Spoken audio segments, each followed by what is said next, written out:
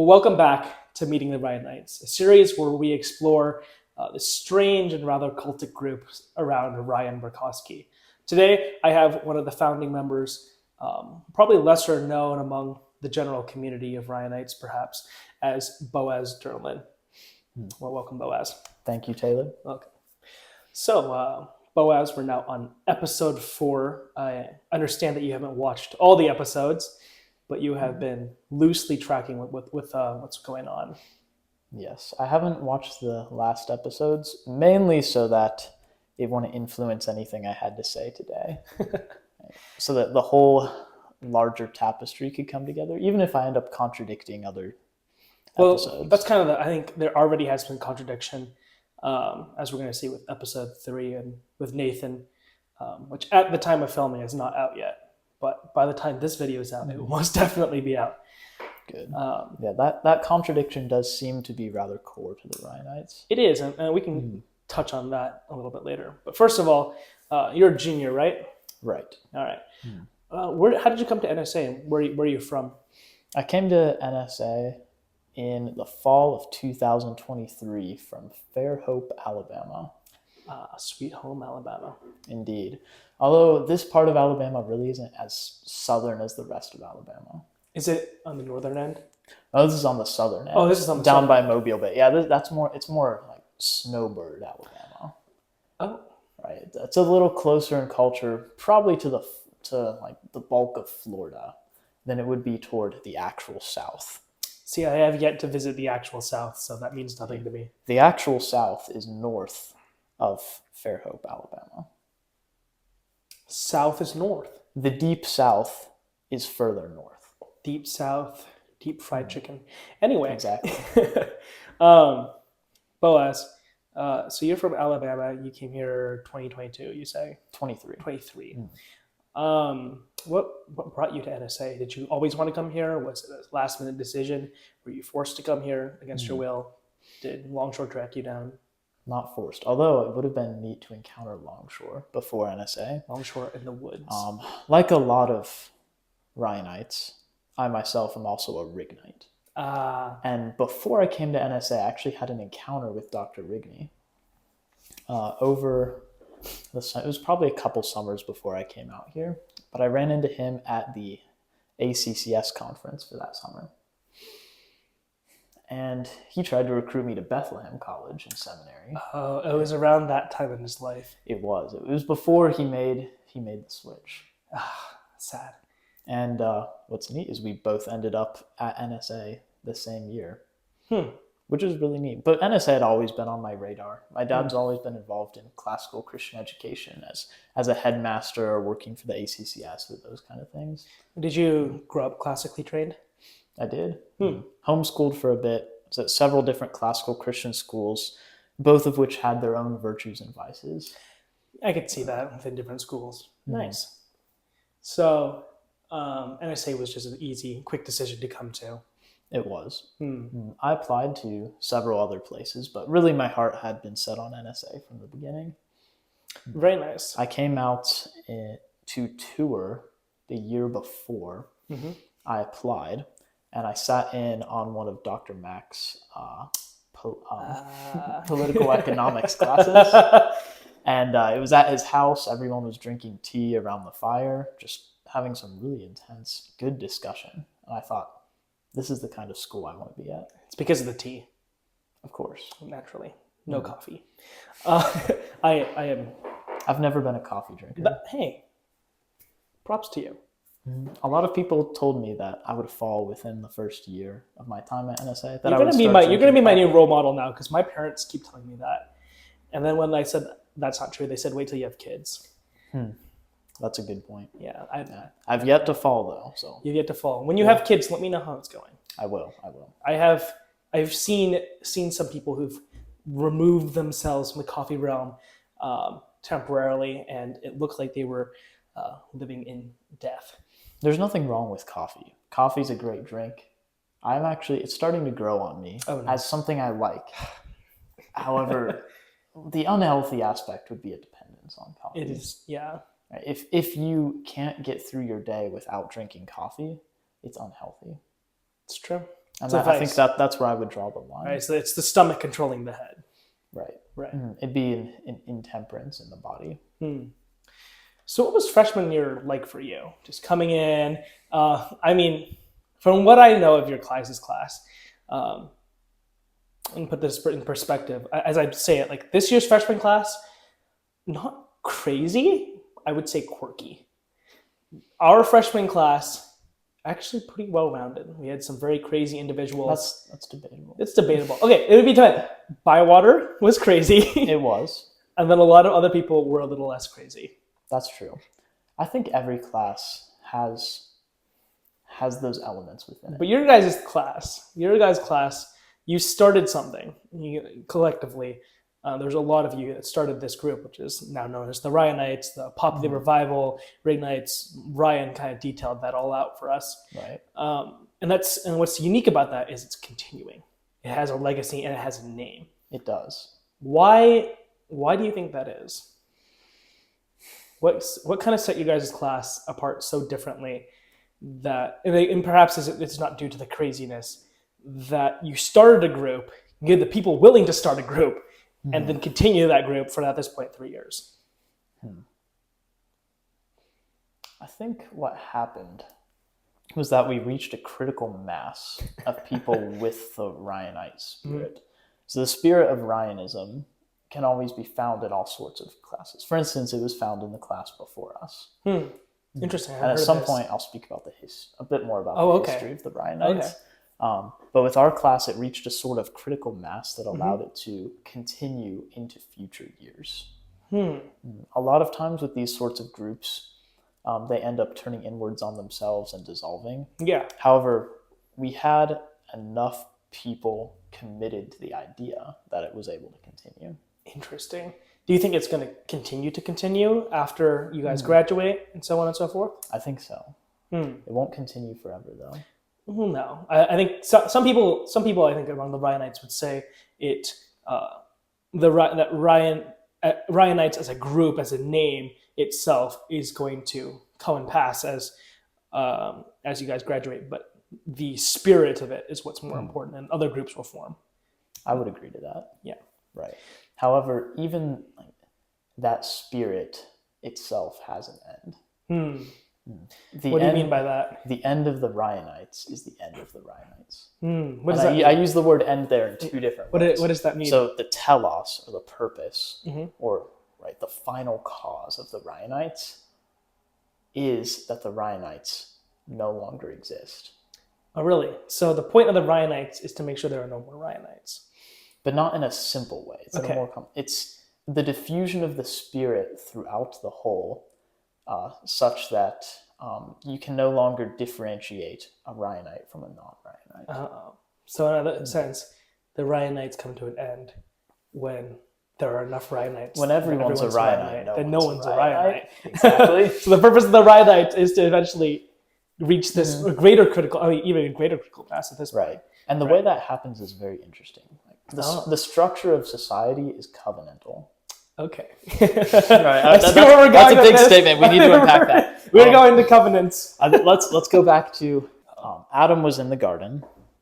He had a simple unity within himself. And the Lord said, "It is not good for a man to be alone." So he put Adam into a deep sleep and took a rib from his side and made the rib into Eve, his wife. Okay. And the two became one flesh. Okay. That is how all societies work and operate. There's a simple unity in a society at first. Then division and separation occurs within that society. And then both poles of that society come together to form a greater unity than was had at the original place. And so how does that tie back then to your analogy of the Ryanites in terms of splitting and growing again? Okay, this might be a bit of a long account to get to the Ryanites. That's good. I hope I don't take you on too much of a No, we're here for the side ends and the rabbit trails. Right. Even if it leads us to Alice in Wonderland, we're prepared to go. We're prepared. Okay. All right. Now that we have geared up, ready to go. So like I was saying, a society begins as a simple unity around shared macro values, big things that we all agree on. Okay. For instance, Christians here in Moscow come together as the Quaker Society around a robust Reformed church. Mm-hmm. Those types of values are what the broader Quaker community has come together around. Within a class at NSA, for instance, comes together around the value of a liberal arts education. Without that shared value, no one would have ever come to NSA together in the first place, right? However, that unity can be made even deeper. Right? It's a simple unity around big things, but among the small things, there's lots of nuances and differences that need to be worked out and followed within all their logical there's ends. created by similarities, but there's differences within it that make it diverse. Right, and the proper society has similarities in the right places and uniquenesses and quirks and oddities within It's balanced. Right. Let's say you had some ice cream. Okay. And this ice cream or just plain vanilla ice cream. Okay. Are you a fan of plain vanilla? No, I'm a chocolate guy, hard and through. The vanilla would be better with streaks of chocolate in it. No, you gotta go one or the other, man. See, and I see that as, if we remove it from the food analogy, Okay. right? I see that might be part of the problem. not your taste in ice cream specifically, but if we take the ice cream to represent the society as a whole. We want division and then reunification, right? Adam can't bear fruit without being reunited to Eve. Mm-hmm. There can be no children born without that first division, the taking out of the rib and then the coming back together. So once the macro boundaries are set, those shared values, then we can discuss the micro values that pervade the society, right? That not everyone shares. Yes. So you see two poles end up forming in a society. The male pole and the female. The male and the female. Okay. I can use a scriptural analogy to explain this. I do. If you know from the book of Job, Leviathan and Behemoth, Yes. the two creatures toward the end of the book. Leviathan is a sea dragon. She lives in the sea. Right. Who can tame it? The sea is full of life, right? But who can tame it? Right? Leviathan represents life, but unordered life. And life that is not ordered is chaotic. Yep. So that is chaos, unordered life. On the other end, you have Behemoth, big hulking behemoth, dwelling in the desert. In the desert, there is no life. Everything is perfectly ordered in a desert, unlike the ocean. Where, there's patterns. Right. Everything's perfectly ordered in a desert, and yet there is no life, which makes it sterile and stale. And so in these two creatures, we're presented with the two poles again, the male and the female. The man without the woman will tend toward lifeless order. And the woman without the man will tend toward unordered life, which is chaos. This is a really good analogy. Thank you. I didn't come up with it myself. Oh, okay. It was one of my 8th grade professors, Dr. DiDonato. Credit to Dr. DiDonato. Very much so. Credit to. He shaped a lot of the way I think today.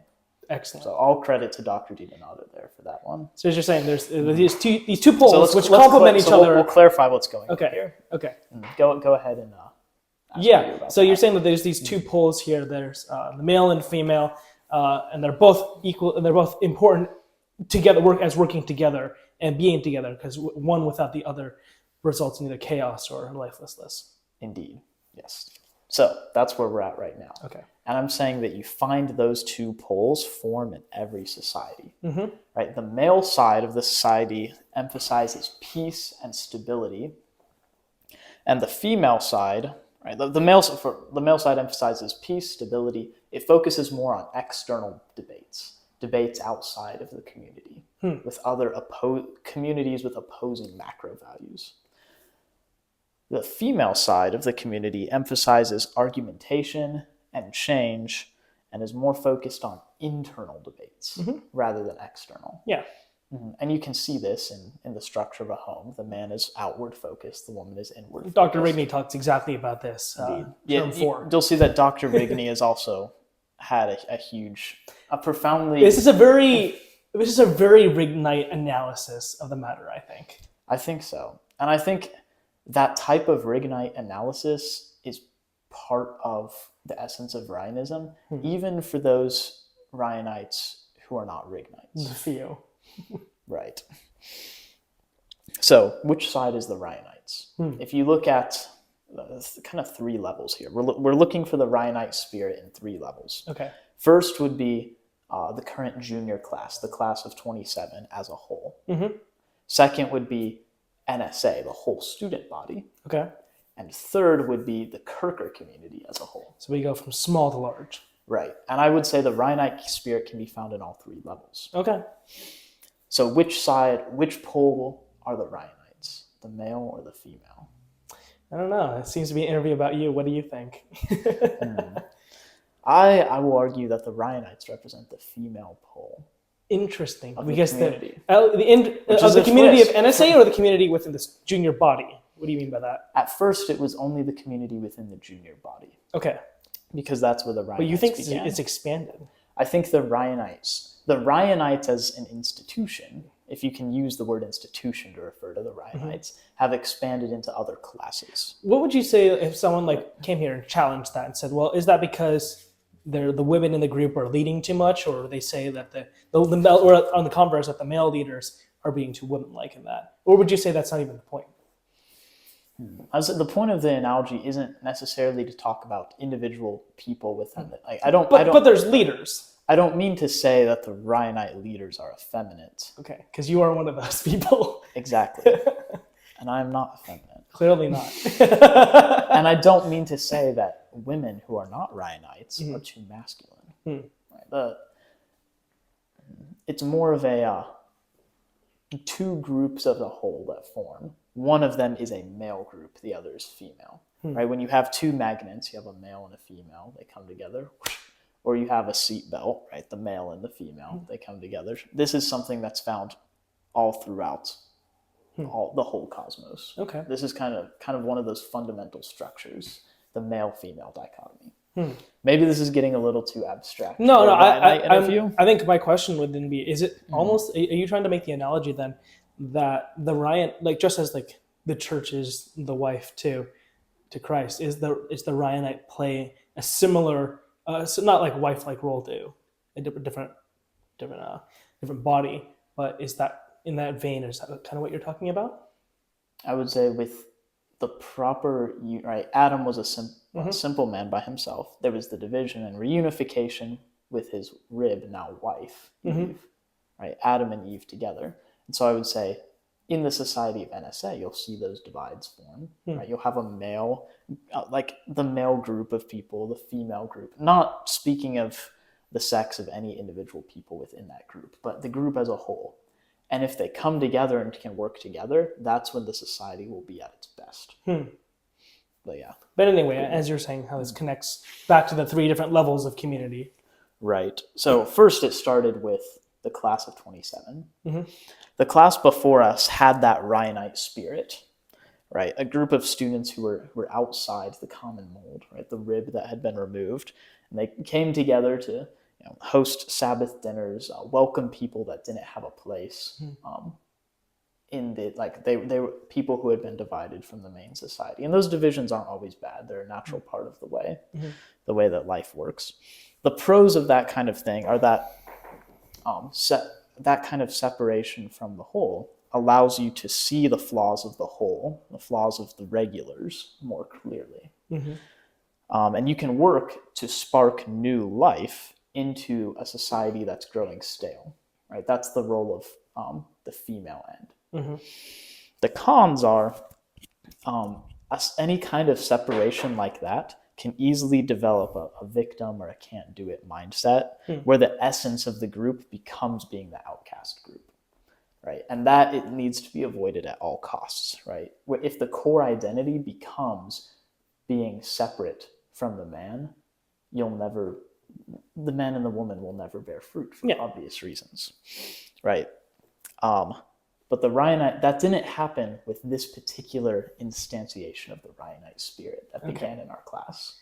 And this is going to tie back to the history of the Ryanites, I presume. Right. So This spirit formed in several classes before us, Mm-hmm. but fell prey to some of the flaws I talked about earlier. Yes. But it was all tending toward the final. Which is why you have people like Carden Seller, who's not technically a Ryanite, but has Carden. But some people would argue Carden had the Ryanite spirit before the Ryanites did. I agree with that. Carden is one of those people I was talking about earlier. Carden, Nels Nelson, Oh yes, Azure Booth. They had the original Ryanite spirit in a somewhat more pure form. And I think that takes place. And honestly, and I think that's interesting. Would you say the Shire then is a reflection of that? The Shire was another outworking of the Ryanite spirit that happened before the actual name of Ryan was associated with the spirit. Okay. So what made then, as you're saying, how did it land on you guys, in a sense, that overcame some of these flaws? Right. I would say the essence of the Ryanites as they existed first in our class was the idea of open group borders, welcoming to all sorts of people, right? For instance, the Ryanites in our class, had the heaviest population of Baptists out of any group in our class. It's true. Which, given that New St. Andrews is a reformed college, that group, the group that separates from the whole, like the Ryanites, is more likely to have those Baptists in it. So would you say that? And that is one of our strengths. So you think that the founding of the group of the Ryanites was something intrinsic in the people coming here that was already strange, rather than an event? Because as I've talked to the different Ryanites, a lot of them have traced it back to, and you can probably get to this, the whole Alaska-Hawaii thing, or the want to, like, or the Populi Revival, somebody wanting just to do something random one day and it happened. But you're saying this is something that started because of a theological reason. I'm saying this is something inevitable that was already laden within all of us before we came to NSA. No one knew how that spirit would express itself. In this case, the outworking first sparked in that Alaska-Hawaii debate. Interesting. And do you think that relates then, to make a historical claim as Dorney would? Do you think that connection is tied back to, like, the difference between Baptists and Presbyterians within the community? The debate, do you think there's a relation to that? The Ryanite group, we're the ones who will have all the debates. Okay. Because all debates, all right, there's always going to be debates, and either debates are going to be had or they're going to rot within a community. Right? The one or the other. It's not whether but which. There is always going to be debate because of those micro differences I was talking about. So Ryanites, we're the ones who have those debates because we have such a diverse group of people, right? The unity, right? The male pole is more unity. The female pole is more diversity. Yeah. Right. The woman is more emotional than the man by nature, right? There's more internal turmoil and conflict going on within her. And that's why you see oftentimes the Ryanites having seemingly meaningless debates with each other, which can often spill over into the broader, or just repeated debates, like how feminism is the worst in the world and how that gets repeated like every other month. Right. And it's good that we have these debates. It's very good. One of the weaknesses of this group, though, can often be a somewhat poor set of social skills. I have noticed. Maybe there's a level of tactfulness and abrasiveness that needs to be moderated. But such is the nature of every woman. If we think of the Ryanites as a bride, such is the nature of every bride, right? Because the man is the one who provides, like the order I talked about, the order, the stability, right? The structure within which the life can thrive. And so, for those who are non-Ryanites, right, the husband, those who are more continuous with the status quo at NSA, and the status quo is not always a bad thing. But the duty of the husband is to receive and shape and order the life of his bride. So when the Ryanites have these debates, when we're looking to see how can we improve, how can we change, how can things become better, right? Even if they're sort of a group, somewhat a group of misfits, very different personalities within the Ryanites. This is true. And I love them for it. I It is I do quirky love the Ryanites. and fascinating. I mean, this interview is proving how unique and strange they are. Yes. And the duty of the non-Ryanites is there's more the ordering, the structuring, right? More governor type activities. Sure. So we are inherently garbage men. You could say that. To the chagrin of some Ryanites. Perhaps. They may be similar categories. I don't know if they map on exactly. Okay. But you'll notice a lot of Ryanites did argue garbage man in the governor garbage man essay prompt. Yeah. And a lot of them didn't. Yeah. Right. A lot of the Rignites are argued for A lot of men. Right. So Ryanites, in the garbage man governor discussions, we were very divided on that issue. Yes. We had lots of internal debates about it. And that internal turmoil can turn into chaos unless it's ordered within the larger community. So the essential thing is that the Ryanites do not become an outcast group of their own accord, separated from the whole community. That is very unique. It's not a clique because it's not separated. As soon as it becomes a clique, it's over. Yeah. As soon as that happens, the essence of the group has been destroyed. And this can be hard at times, right? But we always have to keep that engagement open because we need this, as much as we want to shape the larger community, we need the structure of the larger community. If we go off and make our own smaller community, we're not going to shape culture. And part of shaping culture is the people who are more okay with, who emphasize peace and stability and the status quo. And there are plenty of those people, and they're really great. They're essential to a community.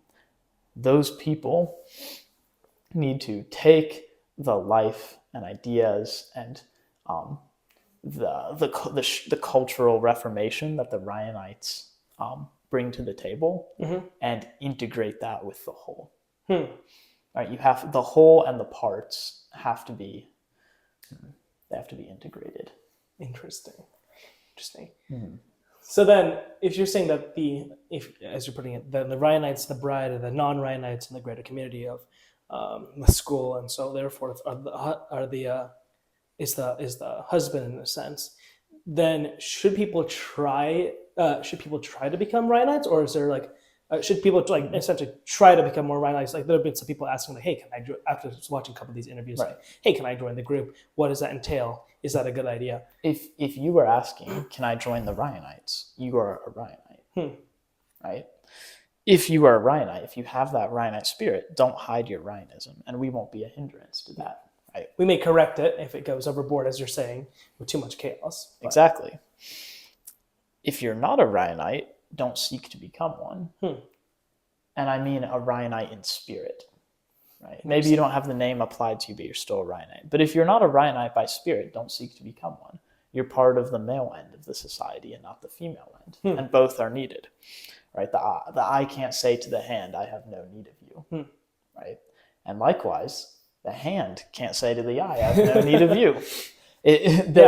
They're essentially necessary. So in a way, the Ryanites is its own little church in a way, because just as would you agree with that analogy? You said the Ryanites are. It's like their own little church body in a way. The Ryanites are not. Well, the spirit of little church body. I mean, in terms of being separated, but carrying that philosophy. The Ryanites, in relation to everyone else, is a microcosm of the church, because we're all Christians. We present, within a class, when you're all Christians, that's an image of the church. When within NSA as a whole, that's a microcosm of the church as a whole. The body of believers. Right? Okay. And so Ryanites, non-Ryanites, everyone is essential. And everyone's duty is to recognize that the people who are different from himself are essential. It's a very interesting way of kind of describing.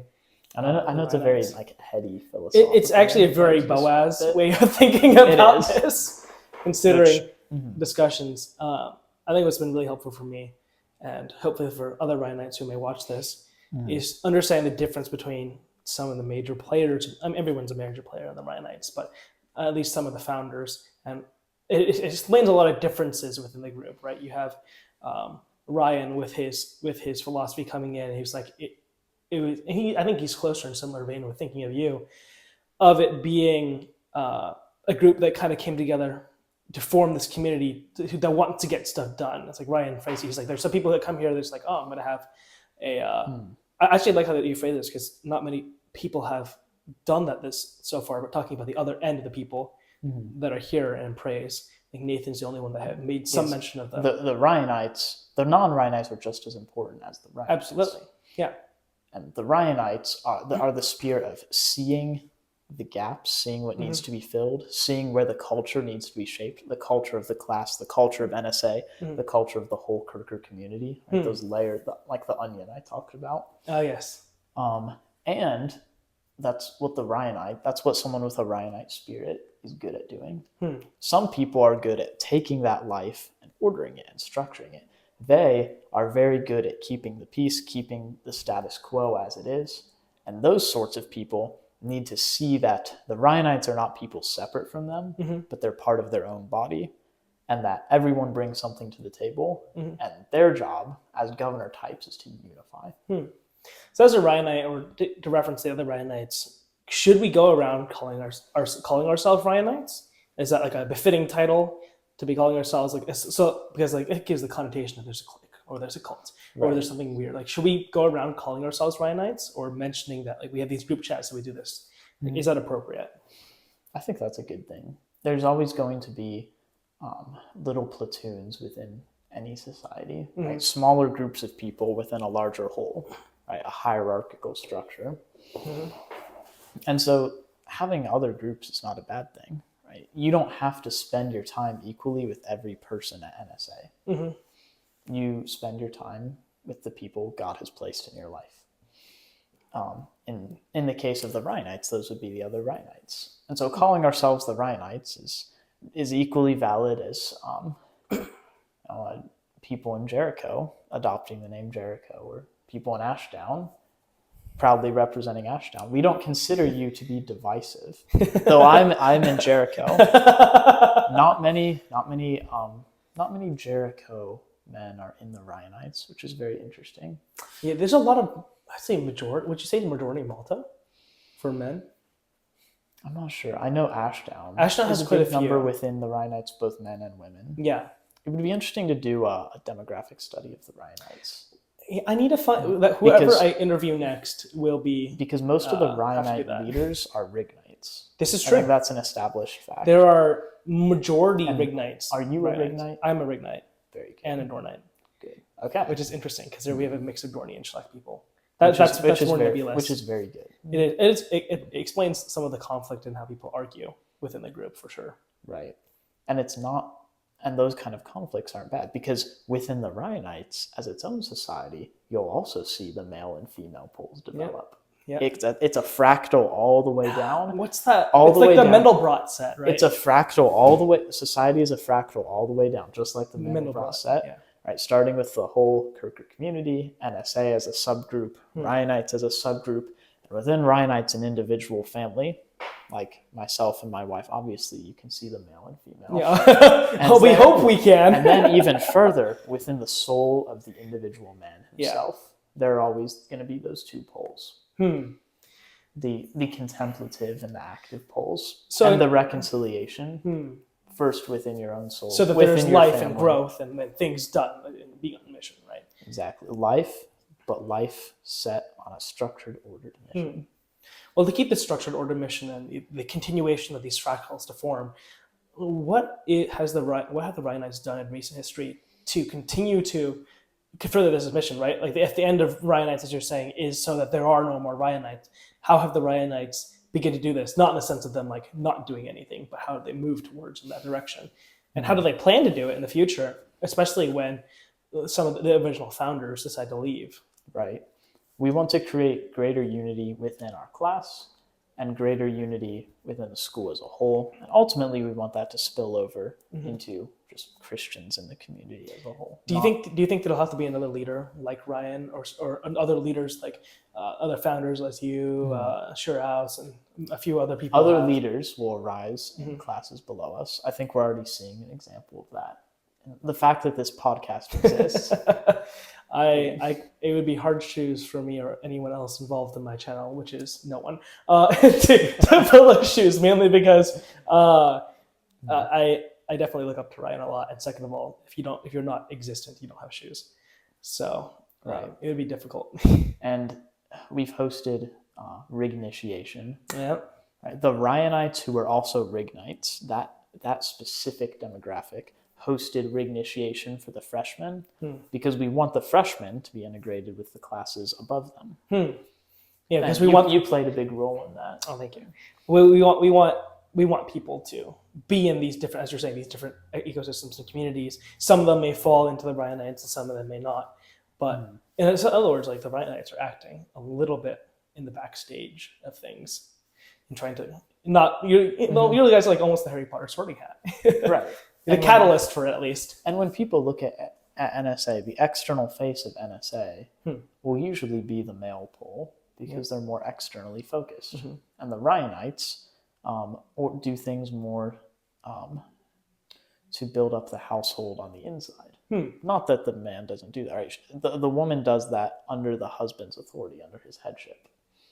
So it's really just a nice complete system. The idea of the family, this idea of the male and female being united together, ultimately is a picture of Christ and the church. And that's what's at the center of the entire cosmos. Well, is there anything else you would like to say? Tell to our audience advice for the freshmen, advice for other Ryanites, anything important. My advice for the freshmen specifically would be, within your class, there will arise divisions. Don't try to bury these divisions. They'll start rotting you from the inside. In a sense, you almost want to lean into it. Everyone needs to figure out their place. Everyone needs to figure out his own place within the larger structure of the class and the school as a whole. And in order to do that, there has to be differentiation. But once that happens, never forget the ultimate goal is to come back together and see how all those individual unique gifts work together to bring even greater glory to God. So recognize reality. Don't try to hide it. If you have the Ryanite spirit, you have the Ryanite spirit. Do Ryanite things. If you don't have the Ryanite spirit, right, don't look down on the Ryanites. Do your non-Ryanite thing, which is just as great and glorious as the Ryanite thing. So don't act as if there are no divisions. And secondly, don't let divisions overtake the whole. Wise words. Well, thank you, Boaz. It has been wonderful. Thank you, Taylor. It's been the Populi Periodical with me,